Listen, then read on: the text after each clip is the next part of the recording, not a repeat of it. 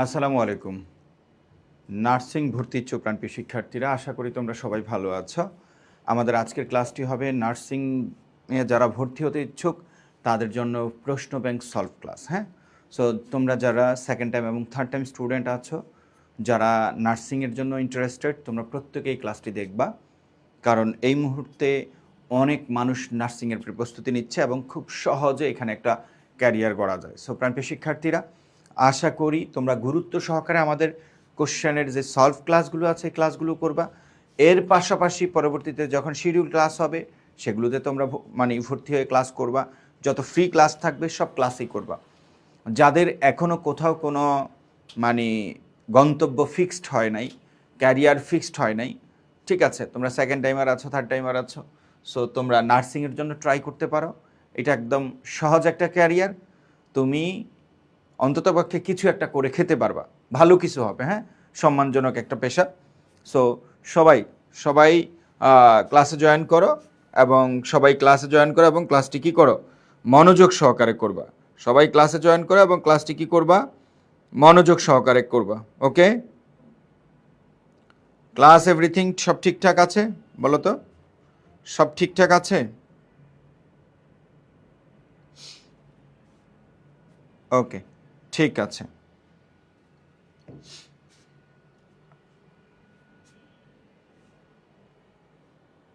আমরা শুরু করে দিচ্ছি।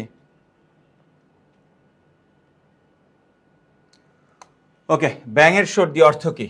এটা ডিপ্লোমা আসছে, 19-20-এ আসছে। ব্যাঙের সর্দি, তোমরা জানো ব্যাঙ থাকে কোথায়? পানিতে।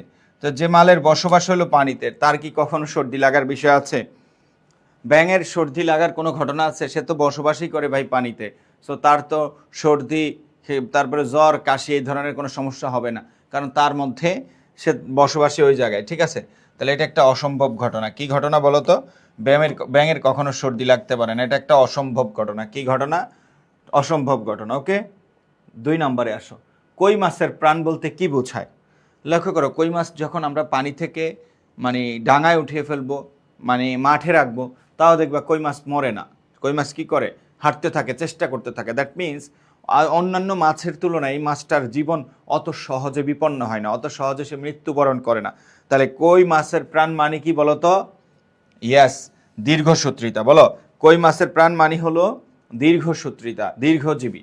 হ্যাঁ, দীর্ঘজীবী। কই মাছের প্রাণ মানে হলো কি? দীর্ঘজীবী। ওকে, নাম্বার টু, তোমরা বাক্যের মৌলিক উপাদান কোনটি? সবাই একটু ভালোভাবে দেখো। হ্যালো, জি,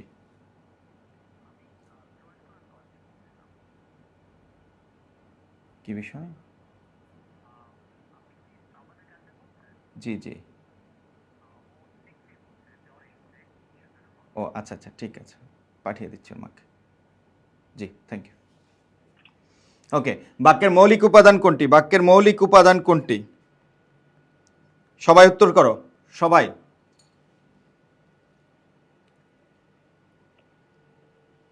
সবাই উত্তর করবা।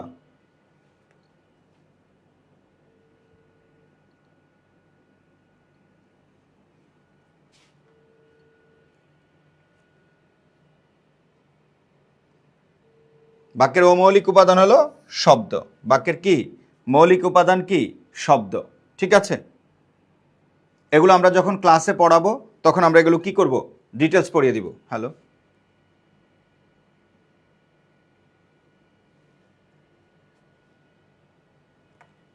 নেক্সট প্রশ্ন, বনস্পতি শব্দের সন্ধি বিচ্ছেদ কোনটি? বনস্পতি শব্দের সন্ধি বিচ্ছেদ কোনটি?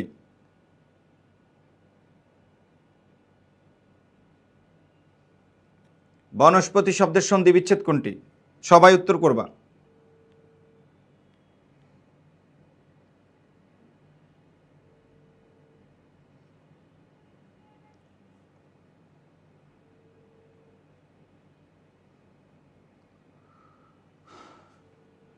বনস্পতি শব্দের সন্ধি বিচ্ছেদ কোনটি? আমরা জানি বনস্পতি শব্দের সন্ধি বিচ্ছেদ হলো বনযোগপতি, বনযোগপতি, বনস্পতি। ঠিক আছে, নিপাত নিষিদ্ধ সন্ধি। ঠিক আছে, নেক্সট, ধাতু বা ক্রিয়ার সাথে যে প্রত্যয় যুক্ত হয় তাকে কি বলে? সবাই ট্রাই করবা। ধাতু বা ক্রিয়ার সাথে যে প্রত্যয় যুক্ত হয় তাকে কি বলে?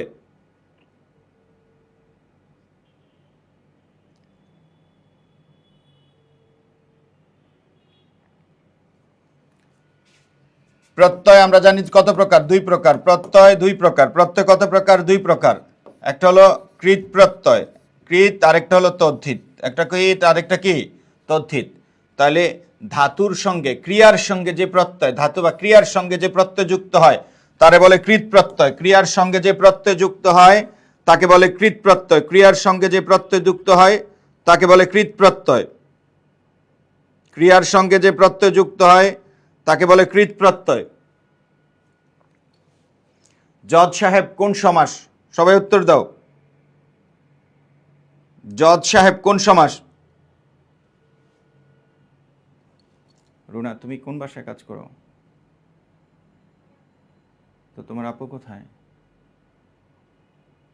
তো কি সমস্যা বলো, যে 100 বার স্কুল থেকে ফোন আসছে সাবান অসুস্থ হয়ে গেছে, স্কুলে গিয়ে নিয়ে আসতে। হ্যালো বলার দরকার নাই, স্কুলে যাও, স্কুলে গিয়ে ওকে নিয়ে আসো। পাউল কোথাকার। দেখ, জজ সাহেব কোন সমাস? জজ সাহেব কোন সমাস? সবাই। জজ সাহেব, জজ সাহেব ভাঙলে হয় যিনি জজ তিনি সাহেব। যিনি জজ তিনি সাহেব। যিনি জজ তিনি সাহেব, জজ সাহেব। মনে রাখবা, দুটি বিশেষ্য যখন একজনকে বোঝায় সেটা সাধারণ কর্মধারায় সমাস হয়। যেমন আমরা বলতে পারি পণ্ডিত মশাই, যিনি পণ্ডিত তিনি মশাই। দুইটা বিশেষ্য যদি একজন ব্যক্তিকে বোঝায় সেটাকে আমরা কি বলবো? সেটাকে আমরা বলবো কর্মধারায়। কেমন কর্মধারায়? সাধারণ কর্মধারায়। কেমন কর্মধারায় বলো তো? সাধারণ কর্মধারায়। তাহলে জজ সাহেব, যিনি জজ তিনি সাহেব, এটা কেমন কর্মধারায় সমাস? সাধারণ কর্মধারায় সমাস। আমরা যদি বলি, লক্ষ্য করো, আমরা যদি বলি এরকম যে পণ্ডিত মশাই, কি হবে? যিনি পণ্ডিত তিনি মশাই। বুঝতে পেরেছ? আমরা এরকম জানি বিশেষ্য প্লাস বিশেষ্য মিলে সাধারণ কর্মধারায় হয়, আবার বিশেষণ প্লাস বিশেষণ মিলেও সাধারণ কর্মধারায় হয়। যেমন আমরা যদি বলি চালাক চতুর, চালাক চতুর, চালাক চতুর, চালাক চতুর, এটার ব্যাস বাক্য হলো যিনি চালাক তিনি চতুর। ঠিক আছে, চালাক চতুর। তারপর আমরা বলতে পারি সরল সোজা, যা সরল তাই সোজা। দুটি বিশেষণ মিলেও সাধারণ কর্মধারায় হতে পারে। ঠিক আছে, নেক্সট। সবাই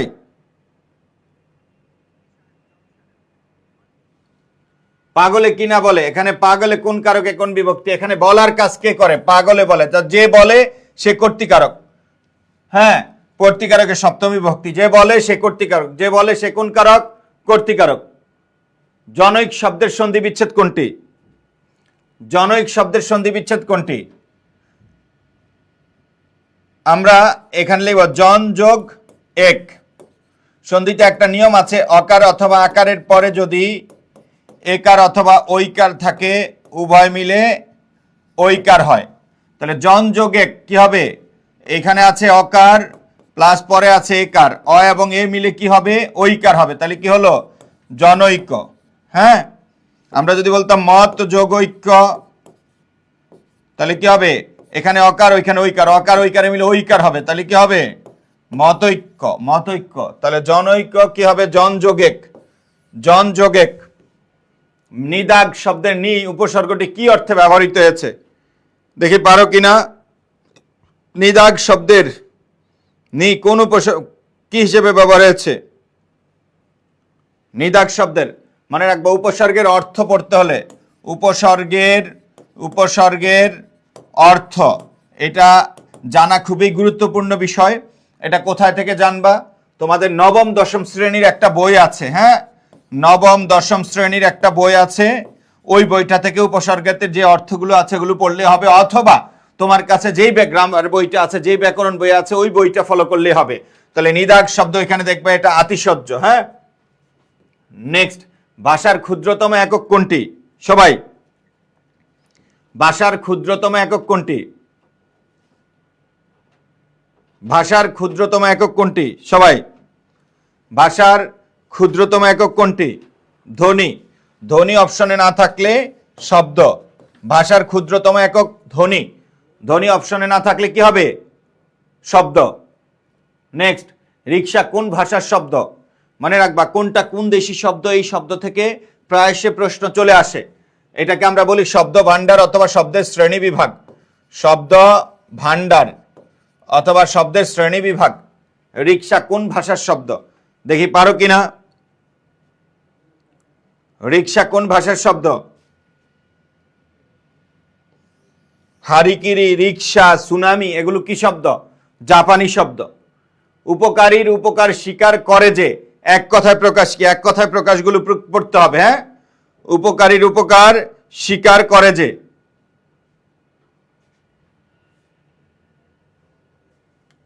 দেখি পারো কিনা, উত্তর দাও। সকালবেলা হুট করে ক্লাস, সময় সন্ধ্যা ছিল, এখন নিয়ে আসছি। যাই হোক, দ্রুত উত্তর করো দেখি। এটা পারো তোমরা, পারার কথা।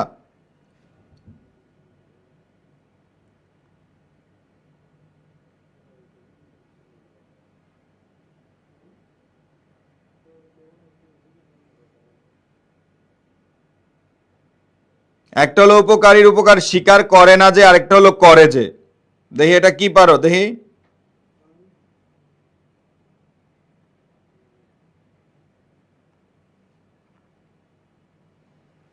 করে না যে, সে হলো কৃতজ্ঞ। যে করে না, হ্যাঁ, করে না কৃতজ্ঞ, আর যে করে সে হলো কৃতজ্ঞ। তাহলে উত্তর হলো এ। চপলের বিপরীত শব্দ কি? এগুলো তো আর আমার পড়ানোর কিছু নয়, এগুলো জাস্ট তোমরা কোশ্চেন দেখবা। চপলের বিপরীত শব্দ কি?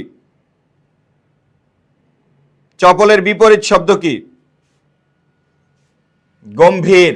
এটা হালকা টাইপের আর কি, গম্ভীর। হ্যাঁ। অপ্রাণীবাচক শব্দের বহুবচনে ব্যবহার হয় কোনটি? অপ্রাণীবাচক। গণ, বৃন্দ, মণ্ডলী, বর্গ এগুলো হলো উন্নত প্রাণীবাচক শব্দে ব্যবহার হয়। আর শুধু অপ্রাণীবাচক শব্দে ব্যবহার হয় আবলি, গুচ্ছ, দাম, নিকর, পুঞ্জমালা, রাজি, রাশি, নিচয়। আবলি, গুচ্ছ, দাম, নিকর, পুঞ্জমালা, রাজি, রাশি, নিচয়। আবলি, গুচ্ছ, দাম, নিকর, পুঞ্জমালা, রাজি, রাশি, নিচয়। অপ্রাণীবাচক শব্দের বহুবচনে ব্যবহৃত হয় আবলি, গুচ্ছ, দাম, নিকর, পুঞ্জমালা, রাজি, রাশি, নিচয়। ক্রিয়ার মূলকে কি বলে? ক্রিয়ার মূলকে ধাতু বলে। যেমন আমরা যদি বলি করা, এর মূল কি বলতো? কর। এর মূল কর, তো এটা কি? এটা হলো ধাতু। সংঘাতের সন্ধি বিচ্ছেদ কোনটি? সংঘাত এর সন্ধি বিচ্ছেদ কোনটি? আমরা জানি সন্ধিতে বর্গের পঞ্চম বর্ণ থাকলে ম হয়, এবং অনুসার থাকলেও কি হয়? ম হয়। তাহলে অনুসারটা আমরা ম বানিয়ে দিব। সংযোগ ঘাত, সংযোগ ঘাত, সংঘাত, সংযোগ ঘাত, সংযোগ ঘাত, সংঘাত। হ্যাঁ, এখানে একটা হসন্ত হবে, সংঘাত। অনুসার সবসময় ভাঙলে ম হবে। চলিত ভাষায় কোন ধরনের শব্দের প্রয়োগ বেশি? চলিত ভাষায় কোন ধরনের শব্দের প্রয়োগ বেশি? মনে রাখবা, সাধু ভাষায়, সাধু ভাষায়, সাধু ভাষায় সবচেয়ে বেশি প্রয়োগ হয় তৎসম শব্দ। তৎসম শব্দ সাধু ভাষায় সবচেয়ে বেশি প্রয়োগ হয় তৎসম শব্দ। সাধু ভাষায় সবচেয়ে বেশি প্রয়োগ হয় তৎসম শব্দ। আর চলিত ভাষায় সবচেয়ে বেশি প্রয়োগ হয় তদ্ভব বা খাঁটি বাংলা শব্দ। তদ্ভব শব্দের অপর নাম হলো খাঁটি বাংলা। তদ্ভব শব্দের অপর নাম কি? খাঁটি বাংলা। মনে রাখবা, খাঁটি বাংলা আর দেশি শব্দ এক না। খাঁটি বাংলা এক জিনিস, আর দেশি শব্দ আরেক জিনিস। হ্যাঁ, তৎসম শব্দ থেকে এসেছে নিয়মতান্ত্রিক ভাবে যে শব্দগুলো পরিবর্তন হয়েছে। তাহলে তদ্ভব শব্দের উৎপত্তি হলো সংস্কৃত শব্দ থেকে। তদ্ভবের অপর নাম খাঁটি বাংলা। আর খাঁটি বাংলা আর দেশি শব্দ কি না? এক না। তাহলে সাধু ভাষায় সবচেয়ে বেশি শব্দ ব্যবহার হয় তৎসম শব্দ। আর চলিত ভাষায় কোন ধরনের শব্দের প্রয়োগ বেশি? তদ্ভব বা খাঁটি বাংলা। স্বেচ্ছা শব্দের সন্ধি বিচ্ছেদ কি? মনে রাখবা, আমরা জানি বফলা থাকলে রস্যুকার হয়। বফলা থাকলে কি হয়? রস্যুকার হয়। হ্যাঁ, কিন্তু কিছু কিছু বফলা থাকলে তা যা আছে তাই লিখতে হবে। যেমন সযোগ ইচ্ছা, সযোগ ইচ্ছা, সযোগ ইচ্ছা। এটা তোমরা ভুলে যাও এই নিয়মের ক্ষেত্রে। সযোগ ইচ্ছা, আমাদের একটা নিয়ম আছে, অকার কিংবা আকারের পরে পরে যদি রস্বই কিংবা দীর্ঘ ইকার থাকে উভয় মিলে একার হয়। উভয় মিলে কি কার হয়? একার হয়। সযোগ ইচ্ছা উভয় মিলে কি? স্বেচ্ছা। শুভ যোগ ইচ্ছা, শুভ যোগ ইচ্ছা, ইচ্ছা কি হবে? তাহলে এই এখানে অকার আছে, রস্বীকার আছে, অকার বা রস্বীকার মিলে একার হয়, তাহলে কি হবে? শুভেচ্ছা, সহযোগ ইচ্ছা, স্বেচ্ছা, শুভযোগ ইচ্ছা, শুভেচ্ছা। হ্যাঁ, তাহলে সহযোগ ইচ্ছা এটা হবে, মানে স্বেচ্ছা মানে নিজের ইচ্ছা। আর যখন মনে রাখবা নিজ বুঝায় তখন হবে স মানে নিজ, স মানে নিজ, আর শুধু স মানে সহ। এবার তুমি বুঝো, তাহলে স্বেচ্ছা মানে নিজের ইচ্ছা, আর নিজ বুঝাইতে বফলা থাকবে, এই যে সহযোগ ইচ্ছা। বাক্য মধ্যস্থের ক্রিয়াপদের সাথে নামপদের সমন্বয়কে কি বলে? কারক বলে। ক্রিয়াপদের সাথে নামপদের সম্পর্ককে কারক বলে, সমন্বয়কে কারক বলে। যেমন সুফিয়ান পড়ায়, সুফিয়ান কি করে? পড়ায়। এই যে ক্রিয়াপদ মানে নামপদ, এটা হলো নাম, হ্যাঁ, আর এটা হলো ক্রিয়া। ক্রিয়াপদের সাথে নামপদের যে সম্পর্ক, এটাকে কি বলে? কারক বলে। কারকের সংজ্ঞা তোমরা পড়েছ। ক্রিয়াপদের সাথে নামপদের যে সমন্বয় সম্পর্ক, তাকে কারক বলে। তামার বিষ বাগধারাটির অর্থ কি? এটা মুখস্থ। তামার বিষ বাগধারাটির অর্থ কি? তামার বিষ খুব সহজ, অর্থের কুপ্রভাব। তামার বিষ অর্থের কি? কুপ্রভাব। বাগধারা পড়তে হবে, এক কথায় প্রকাশ পড়তে হবে, তারপরে শব্দের উৎস পড়তে হবে। বাংলা বর্ণমালায় ব্যঞ্জন বর্ণ কয়টি? বাংলা বর্ণমালায় ব্যঞ্জন বর্ণ মোট কয়টি? বাংলা বর্ণমালায় স্বরবর্ণ আছে 11টি, হ্যাঁ, আর ব্যঞ্জন বর্ণ আছে 39টি। মোট ব্যঞ্জন সংখ্যা, বর্ণ সংখ্যা হলো 50টি। তাহলে ব্যঞ্জন বর্ণ আছে 39টি, এটা জানো। সহজ সহজ প্রশ্ন। গৃহকর্মী কোন সমাস? গৃহকর্মী ভাঙলে পাওয়া যায় গৃহের কর্মী, গৃহের কর্মী, গৃহের কর্মী। গৃহকর্মী কোন সমাস? গৃহের কর্মী। এটা হলো র আছে, হ্যাঁ, এটা হলো ষষ্ঠী তৎপুরুষ সমাস। গৃহকর্মী, গৃহের কর্মী, এটা হলো ষষ্ঠী তৎপুরুষ সমাস। মতৈক্য শব্দের সন্ধি বিচ্ছেদ একটু আগে বলছি। মত যোগ ঐক্য, মত যোগ ঐক্য উভয় মিলে হবে মতৈক্য। উভয় মিলে হবে কি? মতৈক্য। কারণ আমরা বলেছি অকার অথবা আকারের পরে যদি একার অথবা ঐকার থাকে, উভয় মিলে কি হয়? ঐকার হয়। যখন আমরা নিয়ম পড়াবো তখন এই নিয়মটা পড়িয়ে দিব। মত যোগ ঐক্য, মতৈক্য। জন যোগ এক, জনৈক। সর্বযোগ ঐব, কি হবে? সর্বৈব। তাহলে মত যোগ ঐক্য, মতৈক্য। অপশন বি সঠিক উত্তর। ফরাসি ভাষার শব্দের উদাহরণ কোনটি? ফরাসি ভাষার শব্দের উদাহরণ কোনটি? ফরাসি ভাষার শব্দের উদাহরণ কোনটি? হ্যাঁ, ফরাসি। রোহিত, এই যে কুপন, এটা কি? হরতাল তো কি শব্দ? গুজরাটি শব্দ। পাদ্রি পর্তুগিজ শব্দ, হ্যাঁ। তাহলে কুপন ফরাসি ভাষার শব্দ। শব্দের উৎস তোমাকে পড়তে হবে, এটা তোমাকে আসবে। সন্ধি খুব বেশি ইম্পর্টেন্ট, বুঝতে পারতেছ? তাহলে অহরহ মনে রাখবা, অহ যোগ অহ, অহ যোগ অহ। এই রটারে বিসর্গ বানিয়ে দিছ, রয়ের পর একটা অ আছে, ওই অটা অতিরিক্ত দিয়ে দিছ, এটাকে বলে বিসর্গ সন্ধি। কি? র অথবা রেপ, এরপর জায়গা যদি বিসর্গ হয় তাকে কি বলে? বিসর্গ সন্ধি। তাকে কি বলে বলো? বিসর্গ সন্ধি। তাকে বলে বিসর্গ সন্ধি। ওকে, বিসর্গ সন্ধি। আমরা যদি বলতাম নির্গত, তাহলে এই রেপটারে বিসর্গ বানাও, নিহ যোগ গত, নিহ যোগ গত, হ্যাঁ। আমরা যদি বলতাম শিরশ্ছেদ, শটারে বিসর্গ বানাও, তাহলে কি হবে? শিরহ যোগ ছেদ। এটা আবার সজাত বিসর্গ সন্ধি। বিসর্গ সন্ধি দুই রকম হয়, একটা হলো রজাত বিসর্গ সন্ধি, আরেকটা হলো সজাত বিসর্গ সন্ধি। একটা রজাত আর একটা কি? সজাত। যখন ক্লাসে ডিটেলস পড়াবো এগুলো অনেক সুন্দরভাবে পড়িয়ে দিবার। আমি আমার যেভাবে বাংলা ব্যাকরণ আমি পড়াই, তুমি অনলাইনে অফলাইনে কোথাও এত সুন্দর ব্যাকরণ পাবা না। এডুকেশনের আমাদের নোটসগুলো তুমি একটু খেয়াল করো যে সুফিয়ান ভাইয়া কেমন বাংলা পড়ায়। শিরে সংক্রান্তি, শিরে সংক্রান্তি দেখি পারো কিনা? শিরে সংক্রান্তি মানে, শিরে সংক্রান্তি মানে মানুষের, একটা মানুষের সবচেয়ে ইম্পর্টেন্ট জায়গা হলো তার মাথা, ব্রেন। তোমার একটা হাত কেটে গেলে তুমি বাঁচতে পারবা, তোমার একটা পা কেটে গেলে বাঁচতে পারবা, হ্যাঁ, বাট তোমার মাথা কেটে গেলে কখনো বাঁচবা না। আর এই মাথায় যদি সংক্রান্তি দেখা যায়, মানে মাথায় যদি কোনো ধরনের রোগ দেখা যায়, তাহলে এটা তো বিপদ। তাহলে এটা কি বলবো? আসন্ন বিপদ। নেক্সট, পদ্ধতি শব্দের সন্ধি বিচ্ছেদ। বারবার একই জায়গায় প্রতিবার সন্ধি বিচ্ছেদ থেকে আসে, এটা গুরুত্বপূর্ণ। তাহলে সন্ধিটা ভালোভাবে পড়বো। ওকে, তাহলে পদ্ধতি শব্দের সন্ধি বিচ্ছেদ হলো পদ যোগ হতি, পদ যোগ হতি। তদ্ধিত, তদ্ধিত শব্দের সন্ধি বিচ্ছেদ হলো তৎ যোগ হিত, হ্যাঁ। উদ্ধার শব্দের সন্ধি বিচ্ছেদ হলো উদ্ধার, উদ্ধার শব্দের সন্ধি বিচ্ছেদ হলো উত যোগ হার, উত যোগ হার। এগুলোতে ধ না হয়ে যে কোনো যুক্ত বর্ণ ভাঙলে পরের বর্ণটা ঠিক থাকে, আগেরটা খণ্ডত হয়। বাট এখানে পদ যোগ হতি মুখস্থ করবা, তদ্ধি তৎ যোগ হিত, উদ্ধার উত যোগ হার। তাহলে এটা কি হবে? পদ যোগ হতি, পদ যোগ হতি।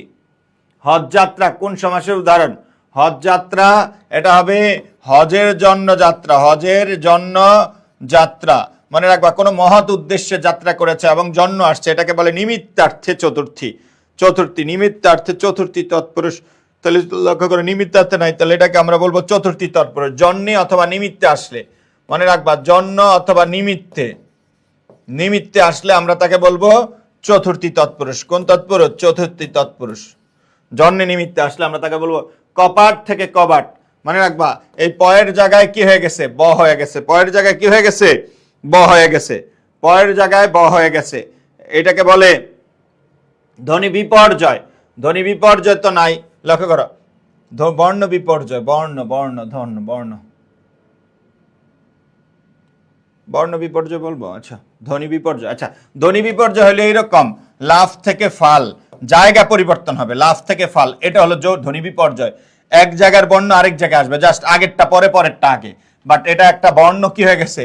পরিবর্তন হয়ে গেছে। হ্যাঁ, এটাকে বলে ব্যঞ্জন বিকৃতি। এই বর্ণ বিপর্যয় মানে ব্যঞ্জন বিকৃতি, এটার নাম হলো ব্যঞ্জন বিকৃতি। হ্যাঁ, বিকৃতি, ব্যঞ্জন বিকৃতি। তাহলে ব্যঞ্জন বিকৃতির অপর নাম হলো বর্ণ বিপর্যয়, বর্ণ বিপর্যয়। তাহলে এই বর্ণটা পরিবর্তন হয়ে গেছে, এই বর্ণটা কি হয়ে গেছে? পরিবর্তন হয়ে গেছে। ওকে, যেমন আমরা বলতে পারি ধোপা থেকে ধোবা, ধোপা থেকে কি? ধোবা। আমরা বলতে পারি ধোপা থেকে ধোবা। কাঁদুনি শব্দের সন্ধি বিচ্ছেদ কোনটি? দেখি পারো কিনা। কাঁদুনি একদম সহজ, এটা প্র্যাকটিস করতে হবে, নতুবা পারবা না। কাদ যোগ উনি, কাদ যোগ উনি কি হবে? কাঁদুনি, কাদ যোগ উনি, কাঁদুনি। কাঁদুনি শব্দের সন্ধি বিচ্ছেদ কি হবে বলতো? কাদ যোগ উনি, কাদ যোগ উনি। কাঁদুনি শব্দের সন্ধি বিচ্ছেদ কি? কাদ যোগ উনি। ওকে, তাইলে আমরা লক্ষ্য করো, আমরা যে কোশ্চেনগুলো দেখেছি, এই কোশ্চেনগুলো আমরা এখান থেকে মানে টপিক ওয়াইজ, লক্ষ্য করো, টপিক ওয়াইজ আমরা দেখতে পারি কোন কোন বিষয় থেকে প্রশ্ন আসছে। এই বিষয়গুলো হলো মূলত তোমার প্রায়োরিটি। লক্ষ্য করো, ব্যাঙের সন্ধি এটা কি? লক্ষ্য করো, আমরা জানি বাগধারা থেকে কি হয়? প্রশ্ন হয়। এক কথায় প্রকাশ থেকে কি হয়? প্রশ্ন হয়। বাগধারা এক কথায় প্রকাশ। ধ্বনি বা বর্ণ থেকে প্রশ্ন হয়। কোথেকে প্রশ্ন হয় বলতো? ধ্বনি বা বর্ণ। তাহলে এক নম্বর লক্ষ্য করো, বাগধারা, এটা মাথায় রাখবা। হ্যাঁ, এক কথায় প্রকাশ, এক কথায় প্রকাশ। ওকে, এটা থেকে প্রশ্ন হয়। তারপরে বিপরীত শব্দ থেকে প্রশ্ন হবে, বিপরীত শব্দ, বিপরীত শব্দ থেকে প্রশ্ন হবে। তারপরে সমার্থক শব্দ থেকে প্রশ্ন হবে, সমার্থক। তারপর আরেকটা আছে, এখানে আসে নাই, পারিভাষিক শব্দ থেকে প্রশ্ন হবে, পারিভাষিক। এগুলো গুরুত্ব দিতে হবে, এগুলো তোমাদের পড়া, এগুলো কেউ তোমাকে পড়ায় দিবে না। ওকে, আর এই ব্যাকরণ থেকে, সন্ধি থেকে প্রশ্ন হবে, প্রত্যয় থেকে প্রশ্ন হবে। ওকে, তারপরে সমাস থেকে প্রশ্ন হবে। তাহলে এই তিনটা টপিক মাথায় রাখো প্রতিদিন। সন্ধি, সমাস, প্রত্যয়, সন্ধি, সমাস, প্রত্যয়, কারক, এই টপিকগুলো থেকে কি আসবে? প্রশ্ন আসবে। আরেকটা থেকে আসবে, পদ থেকে আসবে, শব্দের শ্রেণী বিভাগ, শব্দের উৎস, শব্দের উৎস, কোন শব্দ কোথায় আসে। হ্যাঁ, শব্দের উৎস থেকে প্রশ্ন আসবে। ওকে, তারপরে কারক থেকে প্রশ্ন আসবে, বললাম। সন্ধি থেকে প্রশ্ন আসছে। নিদাক শব্দের উপসর্গ থেকে প্রশ্ন আসবে। আরেকটা জিনিস লিখে রাখবো, সেটা হলো উপসর্গ থেকে কি আসবে? প্রশ্ন আসবে। তারপরে ভাষার ক্ষুদ্র, এটা হলো ধ্বনি বা বর্ণ, বেসিক, মনে রাখবা, ধ্বনি বর্ণ, ধ্বনি বা বর্ণ, বর্ণ, এটা হলো বেসিক। হ্যাঁ, বেসিক থেকে প্রশ্ন আসবে, ধ্বনি বা বর্ণের বেসিক থেকে প্রশ্ন আসবে। ওকে, শব্দ ভান্ডার, কোনটা কোন দেশি শব্দ, ঠিক আছে। এক কথায় প্রকাশ থেকে প্রশ্ন এসেছে। চপলের বিপরীত শব্দ আসছে। হ্যাঁ, অপ্রাণীবাচক শব্দের বহু বচনে ব্যবহার। আচ্ছা, এখানে একটা বিষয় আছে, মনে রাখবা, লিখবা, খুব ছোট টপিক, বচন। আবার আরেকটা আছে পদাশ্রিত নির্দেশক, পদাশ্রিত, পদাশ্রিত নির্দেশক, এগুলো থেকে প্রশ্ন আসবে। এগুলো লিখে রাখো, যারা সত্যিকার অর্থে নার্সিং চাও তারা এগুলো বুঝতে হবে। ক্রিয়ার মূলকে কি বলে? ধাতু বলে। তাহলে এটা হলো প্রকৃতি প্রত্যয় থেকে প্রশ্ন আসবে, প্রত্যয় থেকে প্রশ্ন আসবে। কি থেকে আসবে? প্রত্যয় থেকে প্রশ্ন আসবে। সংঘাতের সন্ধি বিচ্ছেদ, এটা বলছি। চলতি ভাষার কোন ধরনের শব্দের প্রয়োগ বেশি? হ্যাঁ, তাহলে এখানে হলো শব্দের উৎস, ওই যে শব্দের উৎস থেকে, স্বেচ্ছা, সন্ধি থেকে প্রশ্ন এসেছে। হ্যাঁ, বাক্য ব্যবহৃত বাক্যের সাথে নামপদের ক্রিয়া কারক থেকে প্রশ্ন এসেছে। তামার বিষ, বাগধারা, রেগুলার প্রশ্ন আসে। বাংলা বর্ণমালা ধ্বনি বর্ণ থেকে প্রশ্ন আসে। গৃহকর্মী সমাস থেকে প্রশ্ন আসে। সন্ধি, ঠিক আছে, ভাষা শব্দের উৎস থেকে একই বারবার অহরহ সন্ধি থেকে আসছে, ঠিক আছে। শিরের সংক্রান্তি বাগধারা থেকে আসছে, তাহলে পদ্ধতি সন্ধি থেকে আসছে। হজযাত্রা সমাস থেকে আসছে। কপাট ধ্বনির পরিবর্তন থেকে প্রশ্ন আসবে। ধ্বনির পরিবর্তন, ধ্বনির কি পরিবর্তন।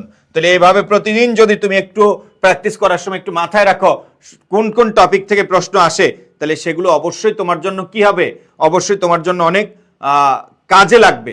তাহলে প্রাণপ্রিয় শিক্ষার্থীরা, যারা এই ক্লাসটি যেহেতু সন্ধ্যায় ছিল, সকালে হয়ে গেছে, অনেক মানুষ নেই যারা পরবর্তীতে দেখবা, তোমাদেরকে আমি একটা কথাই বলবো, জাস্ট আমাদের পেইড ব্যাচে নার্সিং এর জন্য যে পেইড ব্যাচ হবে সেখানে আমি ক্লাস দিব, আর এইখানে এত সুন্দরভাবে পড়িয়ে দিব যা তোমরা যতজন ভর্তি হবা প্রত্যেকে জাস্ট অবাক হয়ে যাবা যে এত সুন্দরভাবে কেন ভাইয়া পড়াচ্ছেন। ঠিক আছে, এত ডিটেলসে পড়িয়ে দিব, মানে আমি যা খাতায় লিখে দিব তাই তোমার হুবহু কমন আসবে, হুবহু কমন আসবে। ঠিক আছে, সো এটা নিয়ে কোনো টেনশন করার কিছু নেই। এখন কাজ হলো একটা, সেটা হলো তোমাকে পড়তে হবে। তুমি যদি বাসায় নিজে না পড়ো, স্বপ্ন যদি নিজে না দেখো, তাহলে কখনোই তোমার স্বপ্ন পূরণ হবে না। সো প্রাণপ্রিয় শিক্ষার্থীরা, হাত জোর করে অনুরোধ করছি, যাদের এখনো কিছুই হয় নাই, যাদের স্বপ্ন নার্সিং, তারা আজ থেকে নতুন করে নতুনভাবে চেষ্টা করো। বিশেষ করে যারা বোনরা আছো, তোমরা দেখো, যদি তোমার স্বপ্ন এটাই হয় তাহলে এই স্বপ্নটা পূরণ করো। মানুষের একটা স্বপ্ন পূরণ করলে নিজের মধ্যে এমনি কনফিডেন্স আছে, পরবর্তী স্বপ্নগুলো পূরণ হয় ইনশাল্লাহ। সো সবার প্রতি বিনীত অনুরোধ, সবাই কোশ্চেন প্যাটার্নগুলো দেখবা, কোন থেকে প্রশ্ন আসে, কোন টপিক থেকে প্রশ্ন আসে। এখন বেসিকটা জানো, বাকিটা আমাদের উপর ছেড়ে দাও। দেখা হবে পরবর্তী ক্লাসে ইনশাল্লাহ। আল্লাহ হাফেজ, আসসালামু আলাইকুম।